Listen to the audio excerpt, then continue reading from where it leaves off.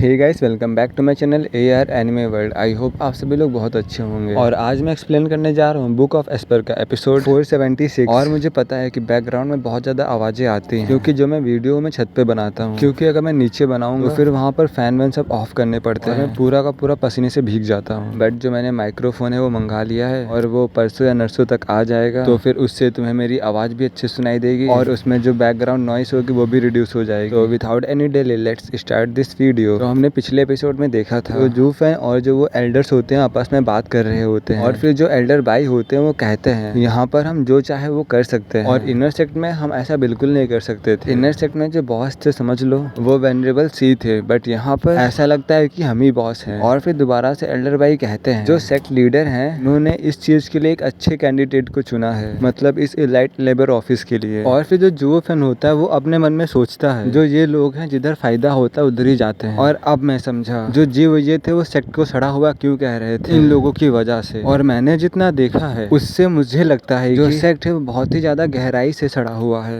और अगर ऐसा ही लुओ क्लैन में हुआ होता तो फिर मुझे लगता है कि वहाँ पर चारों तरफ लेफ्ट एंड राइट सब जगह लाशें बिछी हुई होती। और जब जूफेन ये सब कुछ सोच रहा होता है तभी वहाँ पर एक व्हाइट फिगर अपीयर होता है, और जो वेनरेबल भाई होते हैं वो कहते हैं ग्रेट एल्डर आप यहाँ पे क्या कर रहे हो। और जो गुइहू था वो अपने मास्टर को दूर से देख रहा था, और जो ग्रेट एल्डर होते हैं वो गुइहू को बस एक बार देखते हैं और टर्न हो जाते हैं जूफेन की तरफ, और जूफेन से कहते हैं स्टीवर्ट जो तुमसे मिलकर अच्छा लगा, और मैं डीमन स्कीमिंग सेक्ट का ग्रेट एल्डर हूँ, और मैं यहाँ पर तुमसे कुछ बात करने के लिए आया हूँ, कुछ डिस्कस करने के लिए आया हूँ, और मुझे लगता है कि किसी और प्राइवेट जगह पे जाना चाहिए। और फिर जो वेनरेबल भाई होते हैं वो जूफेन को एक सीक्रेट मैसेज भेजते हैं, और वो कहते हैं स्टीवर्ट जू तुम इसके साथ मत जाना, ये जरूरी कुछ उल्टा सीधा सोच रहा है। और फिर जूफेन उनसे कहता है मैं सेक्ट लीडर का आदमी हूँ, और अगर ये मुझे अप्रोच करता है ओपन में तो वो मुझे कुछ भी नहीं कर सकता है, और अब सब ठीक है। और फिर जूफेन हंसते हुए ग्रैंड एल्डर के 2 स्टेप पास आता है और ग्रेट एल्डर से कहता है मैं सिर्फ एक लेबर हूँ और आप ग्रेट एल्डर मेरे पास आए हैं मुझे इनवाइट करने के लिए, और हम लोग चल सकते हैं। और जो ग्रेट एल्डर थे वो थोड़ा सा हैरान लग रहे थे, और जबकि जो दूसरे एल्डर्स थे वो जूफेन की प्रशंसा करते हुए सर हिलाते हैं। मैं तुमको यहाँ पर थोड़ा समझाता हूँ, मतलब अभी इलाइट लेबर ऑफिस और इनर सेक्ट के बीच में वॉर चल रही है, और जो ग्रेट एल्डर है वो इससे डील करने के लिए आए, और जूफेन बिना किसी डर के एग्री हो गया, मतलब साथ में चलने के लिए मान गया। और जो ग्रेट एल्डर होते हैं वो अपने मन में सोचते हैं जो जूफेन है वो बहुत ही साहसी और इसके में बात करने का मैनर भी है। और फिर ग्रेट एल्डर जूफेन से कहते हैं जूफेन तुम बहुत ही ज्यादा बोल्ड हो, और सेक्ट लीडर ने राइट रीजन से अपनी योजना आपको सौंपी है। और फिर इतना कहने के बाद वो वहाँ से उड़ जाते हैं, और जूफेन भी उनके पीछे पीछे जा रहा होता है। और फिर वो दोनों जल्द ही एक नाले के पास पहुंच जाते हैं जहाँ पर एक आदमी इंतजार कर रहा था। और यार यहाँ पर मेरे को थोड़ा सा समझ में नहीं आया, तो मुझे यहाँ पर जितना भी समझ में आया है मैं तुम्हें वैसे ही एक्सप्लेन कर रहा हूँ, ठीक है। तो अब कंटिन्यू करते हैं। यहाँ पर कोई कहता है वेनरेबल सी आप मुझसे ऐसा क्यों पूछ सकते हैं, थोड़ा सा आराम दे। और फिर जूफेन ने वेनरेबल सी के हाथों को पकड़ लिया और वेनरेबल सी ने उसे काट दिया। मे बी यहाँ पे हटा दिया होना चाहिए, बट यहाँ पे लिखा है कट ऑफ। अरे हटा, मैं तुमको इंग्लिश में पूरी लाइन एक्सप्लेन कर देता हूँ। Zufen cupped his hand and venerable Xi cut him off. और फिर वेनरेबल सी कहते हैं जूफेन तुम सिर्फ एक जीवये के मोहरे हो, एक खर्चीला तोप का चारा, और तुम हर वेनरेबल्स और एल्डर्स का बुरा पक्ष लेने पर इतना जोर क्यों देते हो।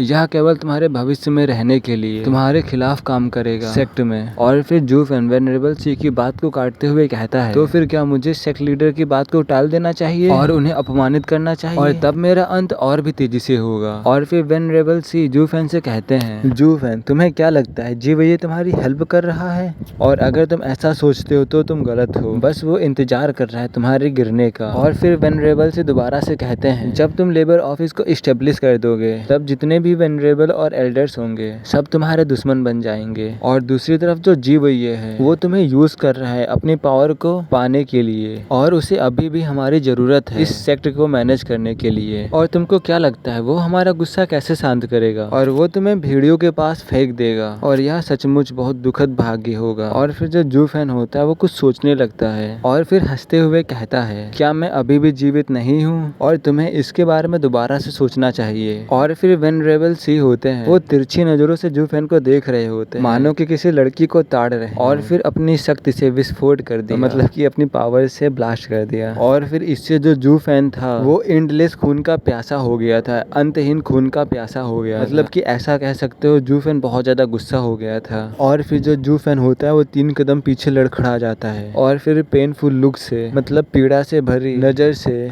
वेनरेबल सी को देखता है। और फिर जो वेनरेबल सी की सोल होती है वो अपनी सोल से जू फैन के ऊपर प्रेशर डालते हैं। और जू फैन को ऐसा लग रहा था कि पूरी की पूरी दुनिया उसके कंधों पर आ गई हो, पूरा का पूरा वर्ल्ड उसके कंधों पर आ गया हो। और फिर जू फैन ने भी अपने सेल्फ डिफेंस के लिए अजूरे फ्लेम को एक्टिवेट कर लिया था। बट फिर जू फैन ने वहाँ पर सहन करना चुना, मतलब कि जू फैन जो होता है वहाँ पर रुक जाता है। और फिर जो वेनरेबल सी की आंखें थी सरप्राइज के साथ झटका लगता है और जू फैन के टफ कैरेक्टर को देखकर वो कांपने लगते हैं। और फिर वेनरेबल सी कहते हैं, आपको डर नहीं लगता? यह मेरी लाइन है। और फिर जू फैन मुस्कुराते हुए कहता है, मैं कोई मजदूर नहीं हूँ जिसे आप छू सके, और तुम अपना कदम उठाओ और देखते हैं कि सेक्ट लीडर इसके बारे में क्या कहेंगे। और मैं ये सोच रहा हूँ कि वो किसे चुनेंगे। और वाह मोहरा, जो आप जिसके बारे में सोचते रहते हैं, और वो कुछ बूढ़े भी, और आपने कुछ इसके बारे में क्या नहीं सोचा। और फिर जो वेनरेबल सी होते हैं वो अपने फोर्स को वापस ले लेते हैं और अपना सर हिलाते हुए कहते हैं, तो इसीलिए जीवोये ने आपको सब कुछ सौंपा है और तुम्हारे पास रीढ़ की हड्डी की कमी नहीं है। और अगर कुछ भी होता है तो तुम मेरे वर्ड्स को याद रखना, एंड सूनर और लेटर तुम उनकी प्रोटेक्शन छोड़ दोगे। और फिर जो जू फैन होता है वो कहता है, टिप के लिए थैंक यू, और मैं इसे संजो कर रखूंगा। और फिर जो जू फैन होता है वेनरेबल सी से कहता है, और अगर अब इतना ही है तो अब मैं यहाँ से जा रहा हूँ। और जो वेनरेबल सी थे वो जू फैन को जाने देना नहीं चाहते थे, पर अंत में उन्हें जाने देना पड़ा। और फिर जो जू फैन था वो मुस्कुराया और उड़ गया। और फिर जो ग्रैंड एल्डर होते हैं वो कहते हैं, ये लड़का सही में कुछ तो है, और इसके जो कल्टीवेशन है वो सिर्फ प्रोफाउंड हेवन की है, और फिर भी वह आपके सोल प्रेशर में अपना अस्तित्व बनाए रख सकता है। और मुझे ऐसा लगता है कि इसकी भी सोल जरूर टफ होगी। भाई अभी इनको पता नहीं है कि जो जू फैन है अपने अंदर 9 ड्रैगन सोल को कैप्चर करे है, और अगर वो चाहे तो शायद मे बी इनकी सोल को भी डिस्ट्रॉय कर सकता है अपनी अजूरे फ्लेम से। वैसे ये मेरा गैस है, वैसे तुम लोग क्या सोचते हो इसके बारे में। और हाँ, उसने अपनी अजूरे फ्लेम निकाली भी थी बीच में वेनरेबल सी पे अटैक करने के लिए, बट जू फैन कुछ सोच कर रुक गया। मे बी जू फैन का कुछ आगे प्लान हो सकता है। तो अब कंटिन्यू करते हैं। हाँ, जो ग्रेट एल्डर होते हैं वो कहते हैं, जो इस लड़के की सोल है रेडियन स्टेज के पीक की कल्टीवेटर से भी स्ट्रॉन्ग है, टफ है। और फिर जो ग्रेट एल्डर होते हैं वो अपना सर हिलाते हुए कहते हैं, वास्तव में उसने हमें वहाँ पहुँचाया जहाँ सबसे ज्यादा दुख होता है, और वो जानता था कि हम ऐसे महत्वपूर्ण समय में उसे बिल्कुल भी नहीं छुएंगे, और इसीलिए वो अपने दुश्मन के पीछे अपने दुश्मन की रेखा में आ गया, और वो भी बिना डरे हुए। और वो अभी लीडिंग स्टॉक में है, और हो सकता है ये आगे चल के नेक्स्ट सेक्ट लीडर भी बन सकता है। और फिर जो वेनरेबल सी होते हैं वो कहते हैं, एक और जीवोये नहीं, वास्तव में उससे भी खतरनाक, मतलब कि जीवोये से भी ज्यादा खतरनाक। और फिर जो ग्रैंड एल्डर होते हैं वो